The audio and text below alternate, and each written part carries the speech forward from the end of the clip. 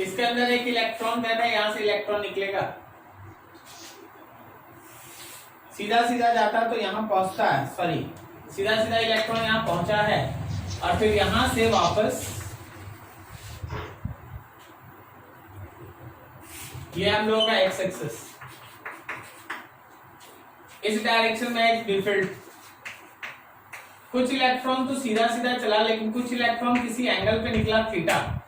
तो जो electron theta angle पे निकला, जरा इमेजिन करके सोच के हमको बताना जरा ध्यान से, फिर से वो इस एक्सिस पे कब आएगा? क्या वो फिर से इस एक्सिस पे यहां आएगा?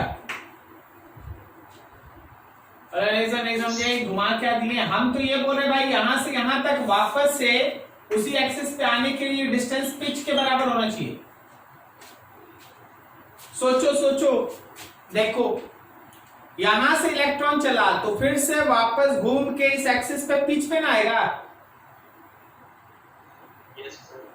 फिर से यहां से इलेक्ट्रॉन चला हेलिकल पाथ में, तो घूम के जब आएगा तो वापस उस एक्सिस पे पिच के बराबर डिस्टेंस पे ना आएगा। यहां से यहां तक पिच डिस्प्लेसमेंट हो जाएगा, डिस्टेंस तो पाई आर होगा। अच्छा ठीक है भाई, डिस्प्लेसमेंट तुमसे पूछा है कि वो कितने डिस्टेंस पे सेम एक्सिस पे सेम में आएगा, मतलब सेम एक्सिस पे आएगा। तो एक्सिस के अलावा में चल ठीक है, डिस्प्लेसमेंट पिच के बराबर होगा ना। Yes sir. हमारा काम है पिच निकालना। Electron will refocused again on same axis at pitch of its helical path। अपने हेलिकल पाथ के पिच के बराबर डिस्टेंस पे वो फिर से रिफोकस्ड होगा। सो सी दैट फिगर, ये रहा वेवफ्रंट, ये रहा velocity, suppose makes an angle theta, so here is v cos theta and this is v sin theta. याद रखना पिच जिसको हम यहां d कह दें, उसका वैल्यू होगा v parallel into time period. v parallel में हो गया v cos theta, time period में होगा 2 pi m by b cube. क्या सही है? 2 pi m by b cube. अब थोड़ा डाटा को हमको एडजस्ट करके क्वेश्चन के हिसाब से लाना है। क्वेश्चन में क्या बोला है ना कि एंगल काफी छोटा है, तो चलो थीटा काफी स्मॉल ले लेंगे, और वेलोसिटी देने की जगह पे वहां पे पोटेंशियल का डिफरेंस दिया है। तो देखो that distance is actually v cos theta 2 pi m by b cube. अब डाटा को क्वेश्चन के हिसाब से एडजस्ट कर रहे हैं। अकॉर्डिंग टू क्वेश्चन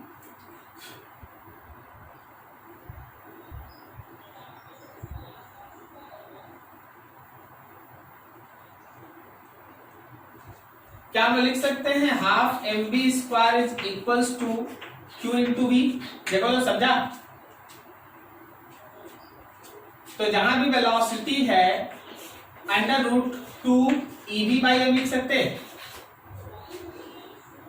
इस वैल्यू को अगर यहां हम प्लेस कर दें, therefore d will be equals to v cos theta, sorry v हटाएंगे,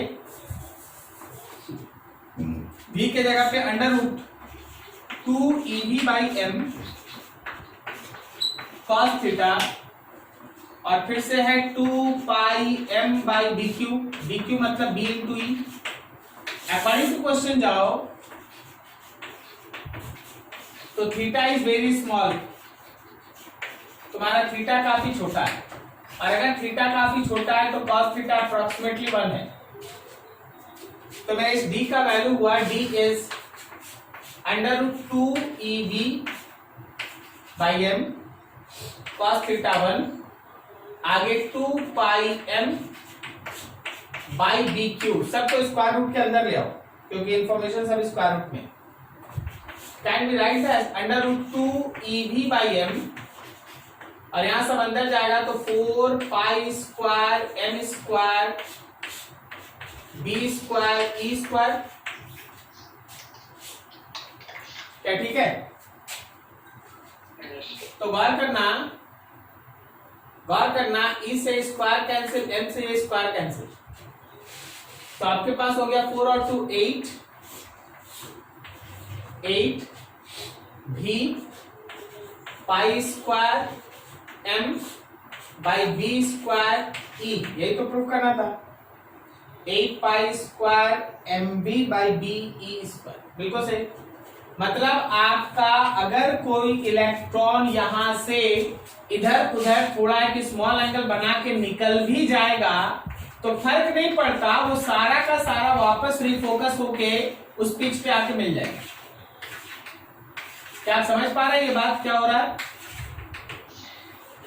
पिच के बराबर, और that distance is √8 b pi square M by B square e. Note करो जी बढ़िया से इसका doubt. 24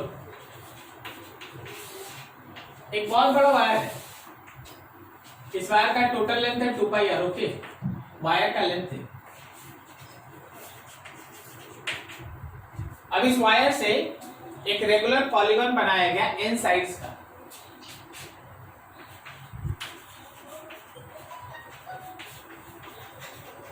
regular polygon of n sides. अब देख अगर एन की जगह पे कोई नंबर हो जाता ना, जैसे मान लो हेक्सागोन होता, स्क्वायर होता, तो हम बना देते कुछ, लेकिन अगर ये रेगुलर पॉलीगॉन है और एन का नंबर नहीं है तो हमको पता नहीं कि इसका शेप कैसा होगा, तो हम क्या ट्रिक बताते वो समझ। भाई तू सोच ले कि तेरे पास है ना एक साइड दिखाई दे रहा, बाकी साइड के बारे में पता नहीं, एक साइड दिखाई दे रहा बस, सेंटर होगा यहाँ।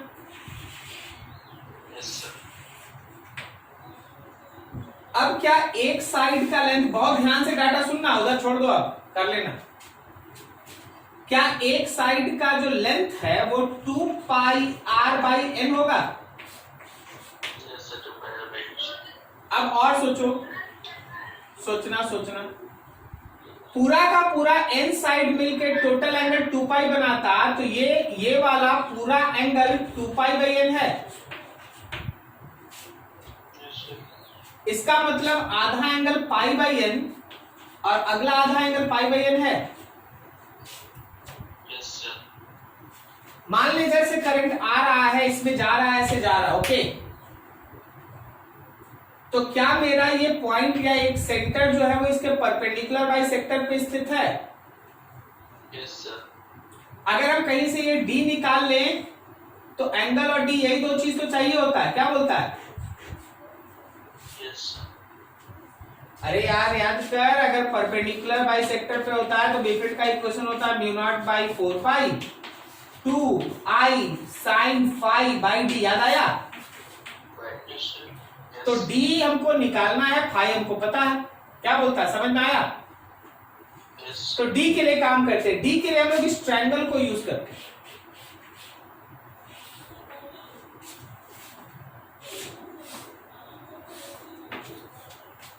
ये एंगल है पाई बाई एन, ये d है, और ये पूरा का पूरा लेंथ था 2 पाई आर बाई एन, तो आधा length pi are by n होगा।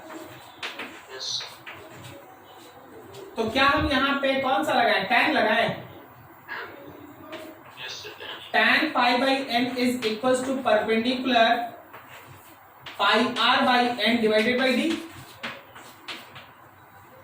तो मेरे d का वैल्यू हुआ pi are by N times of tan pi by N. क्या आपको समझ में आया d? Yes sir. तो बस तैयार हो जाए भाई, एक फाई है और डी है, दोनों का वैल्यू मिल गया है, अब वैल्यू आगे पुट करना है। रफ कर दे आगे। हाँ, so B field of one side, एक साइड का बात कर रहे हैं, is mu naught by 4 pi 2 I sine phi के जगह पे पाई बाई एन और डी के जगह पे pi are by n times of tan pi by n। So B field अगर एक साइड का हम लोग लेंगे then it comes to be mu naught by 4 pi 2 I sine pi by n into n into tan pi by n divided by pi r। ये एक side का है, एक साइड का, बताना जरा, इस साइड का जो बिफिल्ड है वो बोर्ड के अंदर है या बाहर?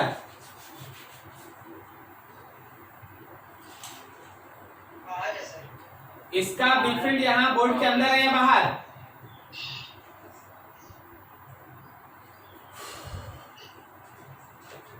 और बोलो यार, यस सर, बाहर बाहर है। है सर। और फिर से बोल दो यार।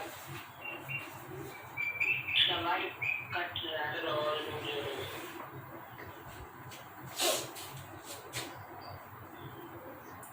बिफिल्ड अंदर है या बाहर? बाहर है। बाहर। और ये वाला? इसका वाला अंदर है या बाहर? और इसका वाला?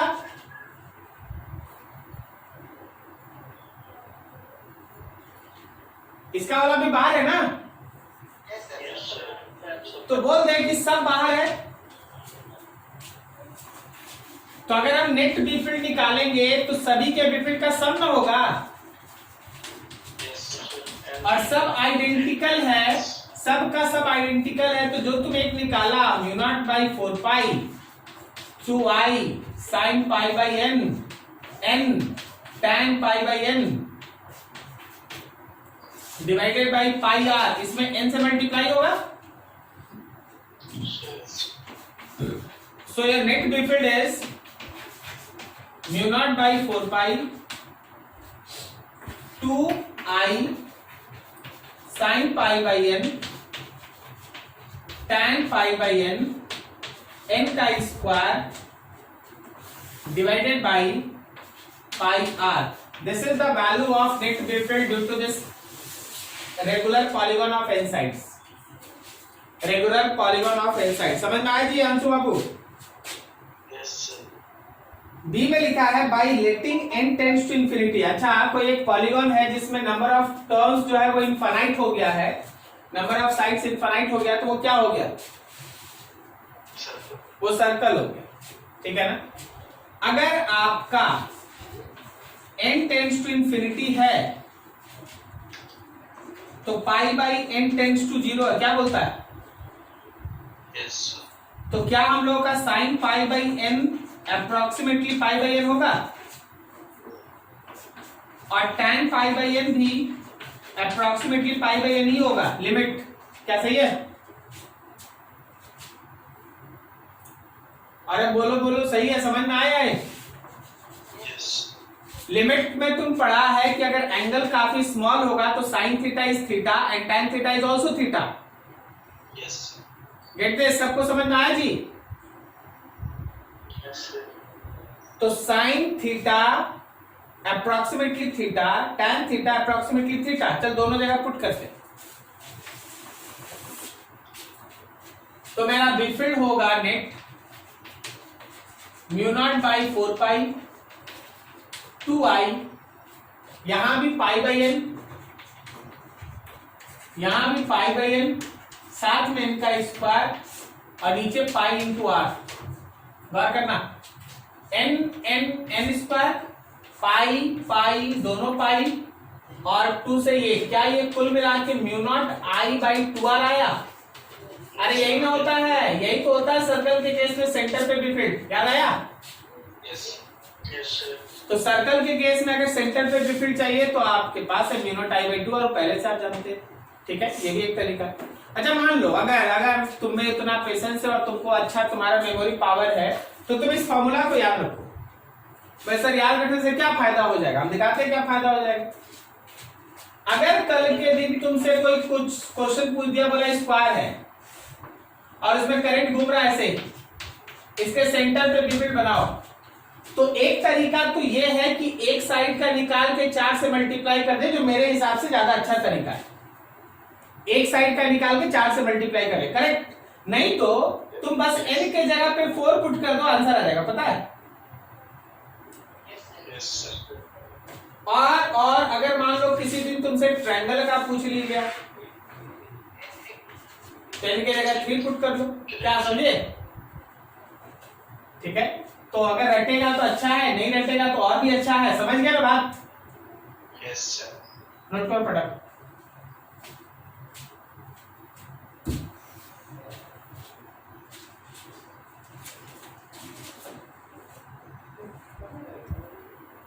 क्वेश्चन देखो, क्वेश्चन ये है, इस बार क्वेश्चन समझिएगा सब कोई। ये एक डिस्क है, इस डिस्क में पॉजिटिव चार्ज यूनिफॉर्मली डिस्ट्रीब्यूटेड है। इस डिस्क में पॉजिटिव चार्ज ऐसे यूनिफॉर्मली डिस्ट्रीब्यूटेड है। सब कोई ध्यान से, हाँ, हम लोग इसको दो तरीके से बनाएंगे। इसका अपना रेडियस है r और इसमें टोटल चार्ज q डिस्ट्रीब्यूटेड है और ये इस एक्सिस के अबाउट में ओमेगा से घूम रहा है। If q charge is uniformly distributed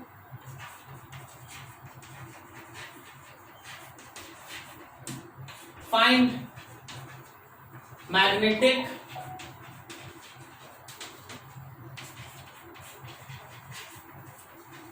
dipole moment. आपको इसका मैग्नेटिक डायपोल मोमेंट बताना है। तो सबसे पहले हम लोग इसको ट्रेडिशनल वे से बनाएंगे। ट्रेडिशनल वे से बनाएंगे क्या करेंगे, चार्ज डिस्ट्रीब्यूटेड है, चार्ज अलग अलग रेडियस में घूम रहा है, तो आर रेडियस का एक एलिमेंट्री रिंग कट करो। देखो जो ट्रिक बताए हैं वो ट्रिक बाद में यूज करेंगे, पहले इसको ट्रेडिशनल वे से बना दें कि हाँ अगर ट्रेडिशनल वे से कोई बनाना चाहे तो कैसे बनाए। तो मेरे इस एलिमेंट्री रिंग में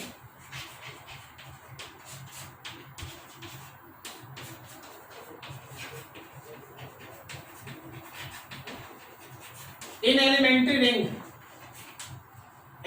रिंग में जो dq चार्ज आएगा, क्या वो q divided by pi are square into 2 pi are dr होगा। समझा क्या सब कोई? क्या कोई सब कोई समझा इसको? किसी को भी कोई डाउट प्लीज बोलिए। q by pi are square charge point area into area of that elementary part 2 pi r into dr। हम थोड़ा शॉर्टकट में इसको अभी बार बार लिखना पड़ेगा, इसलिए इसको सिग्मा लिख देते हैं, हाँ, और 2 पाई आर dr, ये dq हो गया।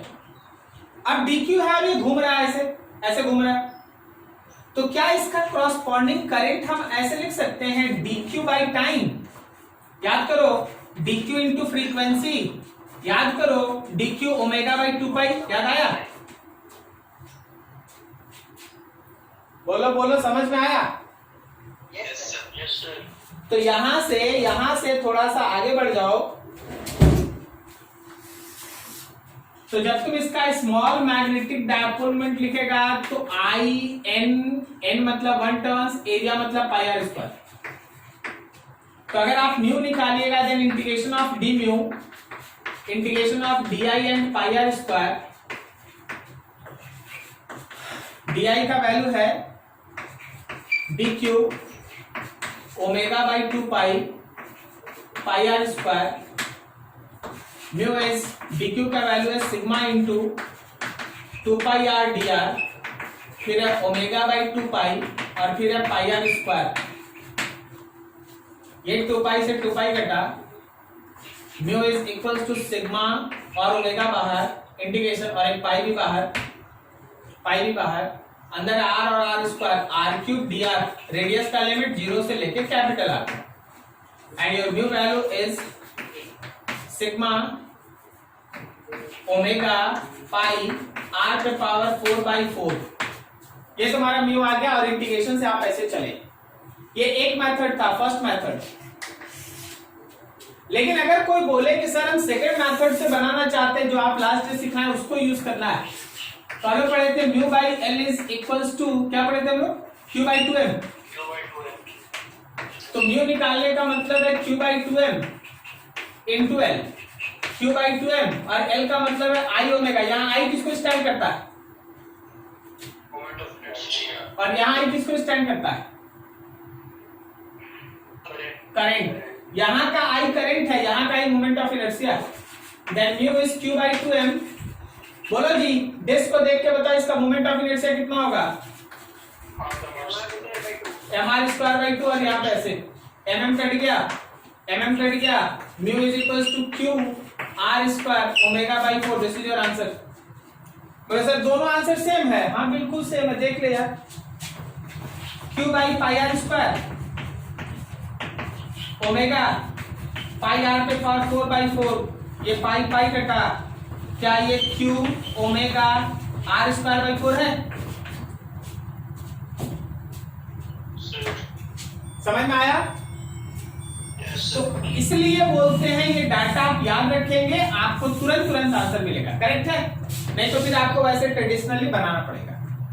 नोट कीजिए इसको।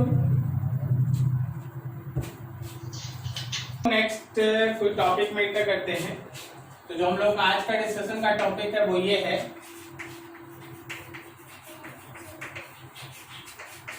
Concept of force acting between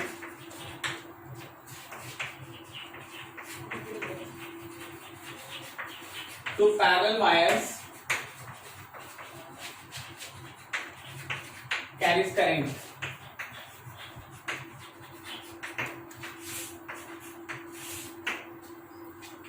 मान लीजिए हम लोगों के पास ऐसा दो पैरेलल वायर है इनफाइनाइटली लॉन्ग,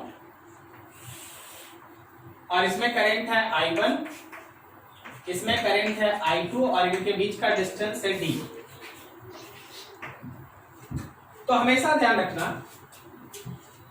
कि अगर दो पैरेलल वायर है और दोनों में करंट चल रहा है तो एक वायर का जो बी फील्ड बनता है वो दूसरे वायर पे फोर्स लगाता है, और दूसरे वायर का जो बी फील्ड बनता है वो पहले वायर पे फोर्स लगाता है। मतलब खुद का बी फील्ड खुद पे कोई फोर्स नहीं लगाता। क्या समझे? Yes, sir. इसका बी फील्ड इस पे फोर्स लगाएगा और इसका बी फील्ड इस पे फोर्स लगाएगा। क्लियर? बी फील्ड होगा 1 का तो फोर्स लगेगा 2 पे, और बी फील्ड होगा 2 का तो फोर्स लगेगा 1 पे। क्या तुमको ये बेसिक लाइन समझ में आया? Yes, Yes, sir. तो चलो भाई अब यहाँ सिंपल सा कैलकुलेशन स्टार्ट करते हैं। Calculation for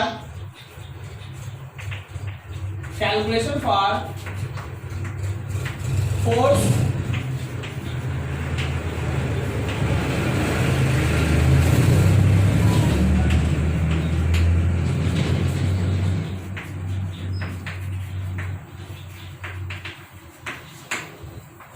acting on second wire due to first wire. समझो, अगर हम फोर्स निकालना चाहते हैं सेकेंड पे फर्स्ट के कारण तो मेरा फॉर्मूला होगा BIL। तो बता भाई बी फील्ड किसका लेगा? Second. First. So first निकालना। सही है। करंट किसका लेगा? उसी का। सेकेंड का। लेंथ किसका लेगा? Second का।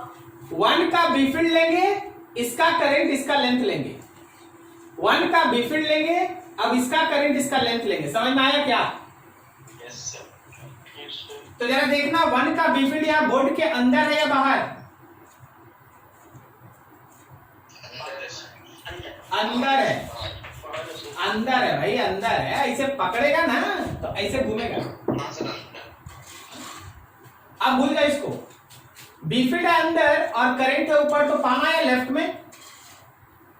Yes, sir. इसका मतलब 2 पे लगने वाला फोर्स लेफ्ट की तरफ है। समझा क्या? This is force acting on 2 due to 1। Clear हुआ सब कुछ? धीरे धीरे। Yes. तो जब हम फोर्स लेंगे 2 पे तो फील्ड होगा 1 का, करंट होगा 2 का, लेंथ होगा 2 का। So force acting on 2 due to 1 is, क्या हम इसकी जगह पे लिख सकते हैं μ0/4 2I1 by D multiplied with I2 multiplied with L2। So force acting on 2 due to 1 is equals to μ0/4 2I1 I2 by D and L2। ये force हुआ। लेकिन हम क्या चाहते हैं कि हम ये फोर्स नहीं निकाले, हम फोर्स पर यूनिट लेंथ निकाले। Now force acting per unit length, that small f force acting per unit length is equals to force acting on 2 due to 1 by length of 2। चल भाई इसमें L2 से divide करेगा तो तुम्हारे पास μ0/4 2I1 I2 by D न केवल बचेगा। Yes, sir. So you have small f mu naught by 4 pi 2I1 I2 by d and your unit is Newton per meter because you are finding force acting per unit length. Clear है? Yes. हाँ, very good. चलो अब reverse करते हैं इसका.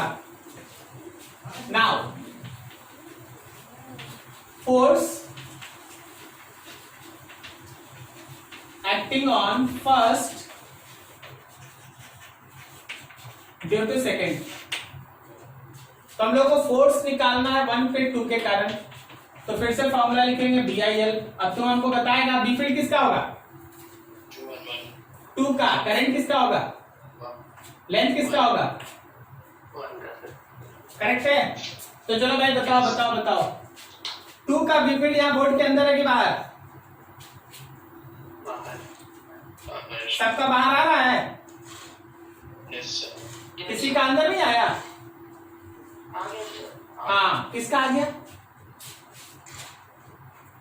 बाहर है, sir. अच्छा, बाहर ही आया. अच्छा, तो इसका बी फील्ड बाहर सही है एक्चुअली. अब अपना हाथ खड़ा करके अपना सोच के बता, इस पे फोर्स किधर लगेगा, राइट या left? Right. Right is always right. Okay, अभी तो राइट है, पता नहीं बात. This is force acting on 1 due to 2. Clear? Yes. So force acting on 1 due to 2 is, यहां होगा mu naught by 4 pi 2I2 by d multiplied with I1 and L1. तो आप देखिएगा अगर force acting on 1 due to 2 है तो ये है म्यू नॉट बाई 4 पाई 2. फिर से फॉर्मूला देखना एकदम सेम है, I1 I2 बाई d. बस क्या डिफरेंस है?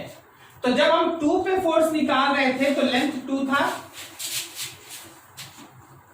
और जब हम 1 पे फोर्स निकाल रहे हैं तो लेंथ 1 है. क्या बोलता है? सही है. Yes, sir. लेकिन इस केस में भी अगर तुम force acting per unit length निकालेगा, Okay, sir. हाँ, now force acting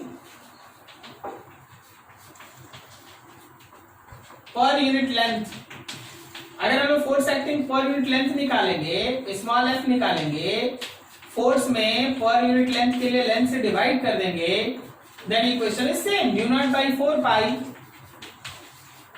2I1 I2 by d. इसीलिए ये पर यूनिट लेंथ वाला फॉर्मूला ज्यादा अच्छा है. आप इसी को याद रखिए. अब जिसके जितने लेंथ से आपको फोर्स निकालना है, बस उसी लेंथ से मल्टीप्लाई कर दीजिएगा, ये पर यूनिट लेंथ वाला होगा. क्या बोलता है? समझ में आया? दोनों जगह सेम है, यहां भी पर यूनिट लेंथ वाला सेम है, यहां भी वही है. ठीक है, क्लियर है? नोट करो यहां तक, फिर अभी इसमें बहुत सारी चीजें बात करने करेंगे. हाँ, क्या कुछ बोला?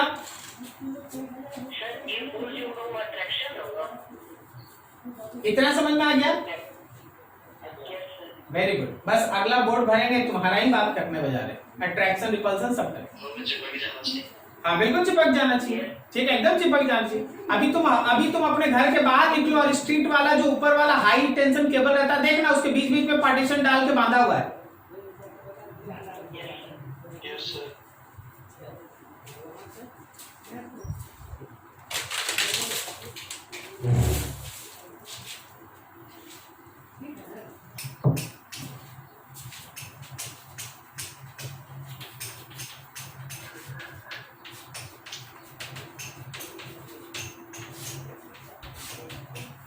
सबसे पहला जो हम लोग सीखे वो ये था कि small force per unit length is 2I1 I2 by d.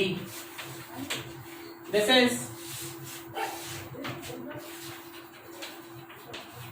is force acting per unit length. ठीक है, अब देखो दूसरा. हमेशा ध्यान रखना कि पैरेलल करंट attracts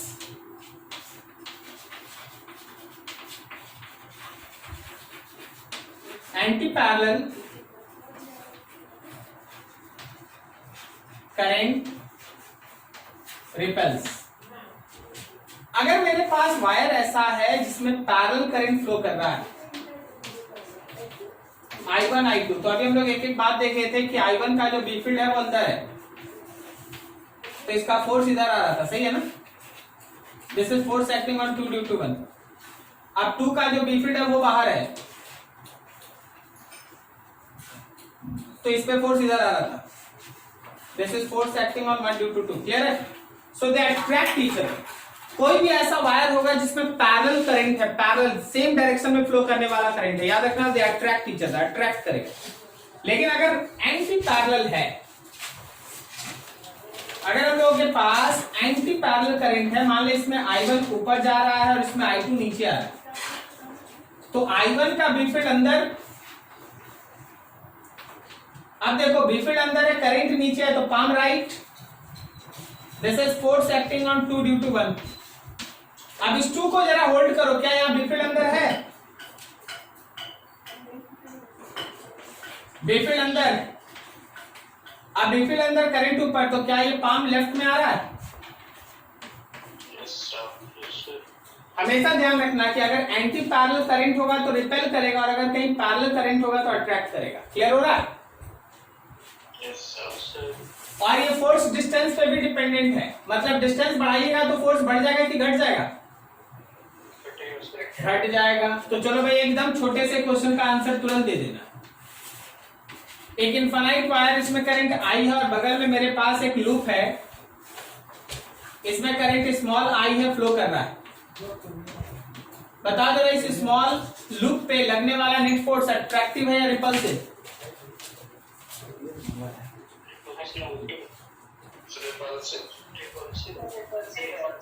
क्यों रिपल्सिव बोला?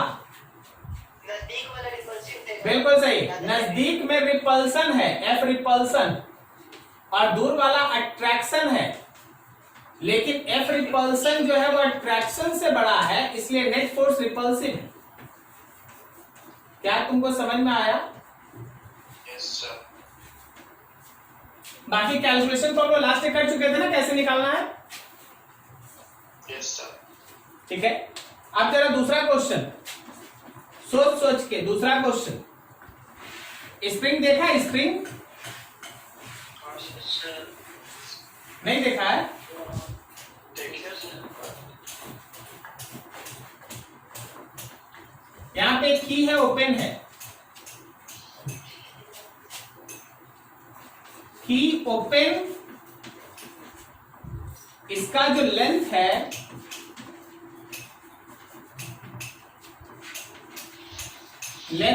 L1, फिर की क्लोज लेंथ है L2।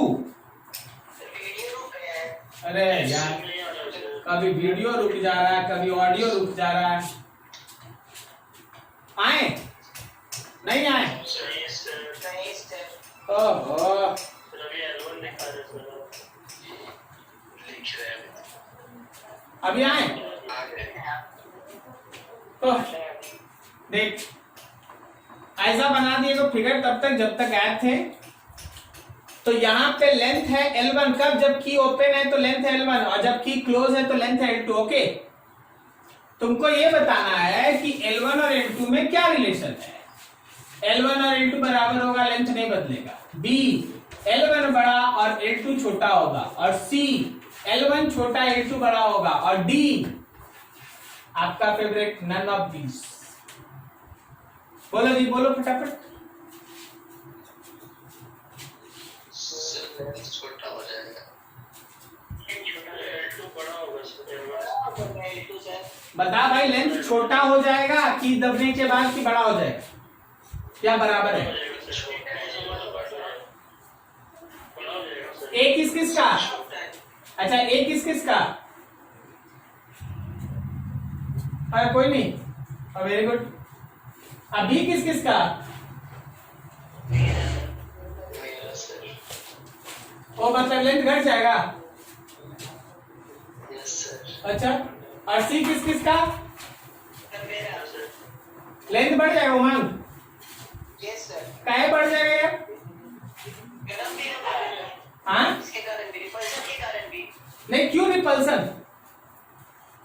सेम डायरेक्शन में करंट रहेगा ना सर। हाँ तो सेम डायरेक्शन में रिपेल करता है। जी सर। सर दोनों सर जो पैरेलल वायर से एक तरफ में इधर से जाएगा दूसरे तरफ में इधर से आएगा। अच्छा कुछ नहीं, सबको यानी स्प्रिंग की तरह अपना फिंगर घुमाओ, अपने अपने घर में बैठ के ऐसे पागल जैसा फिंगर घुमाओ, ठीक है? और बताओ कि हर ब्रांच का जो करंट है वो सेम डायरेक्शन में फ्लो कर रहा है कि अपोजिट? सेम डायरेक्शन में। जब हर पैरेलल, हर बगल वाला आर्म में करंट सेम डायरेक्शन में, तो दे अट्रैक्ट ईच अदर ना। यस सर, लेक्चर लॉट है। क्या जी मान बाबू, समझे? हाथ घुमाए ऐसे, ठीक है? तो आया ना सेम डायरेक्शन में, यस सर। तो सेम डायरेक्शन में attract each other, length will decrease. Same direction current L2 less than L1। क्या समझा? और थर्ड एक डेफिनेशन स्कूल में आता है, अगर स्कूल खुला तो आएगा, ठीक है? डिफाइन 1 एम्पियर, 1 एम्पियर करंट को डिफाइन करना पड़ता है। ओके डिमेंशन में पढ़े थे सर 746 प्योर का कैपेसिटर। हाँ देख, क्या हम लोगों का फोर्स का इक्वेशन है mu naught by 4 pi 2 I1 I2 by D. मान लो ऐसा कि I1 और I2 दोनों करंट है 1 एम्पियर और डिस्टेंस है 1 मीटर, तो जब हम लोग सब कुछ पुट कर देंगे तो mu naught by 4 pi 10 to the power -7 होता है ना। तो क्या स्मॉल f का value 2 into 10 to the power -7 होगा न्यूटन पर मीटर? अरे 2 1 1 1 10 टू द पावर -7 2 इंटू 10 -7। तो सुनना 1 एम्पियर का डिफिनेशन, 1 एम्पियर का डिफिनेशन सुनना। If equal current flows in two parallel wires which are placed at 1 meter apart, फिर से, if equal current flows in two parallel wires which are 1 meter apart, experience a force of 2 into 10 to the power -7 Newton per meter, then current in wires is said to be 1 ampere. Then current in wire is said to be 1 ampere. क्या तुमको ये line समझ में आया? फिर से सुन लो। अगर दो पैरेलल वायर 1 मीटर डिस्टेंस पे रखा है और उनके बीच लगने वाला force per unit length 2 into 10 to the power -7 Newton पर मीटर है, तो उन वायर्स में जो फ्लो करने वाला करंट है वो 1 एम्पियर है। क्या तुमको समझ में आया? यहां तक नोट करो, लिखा लीजिए, ठीक है?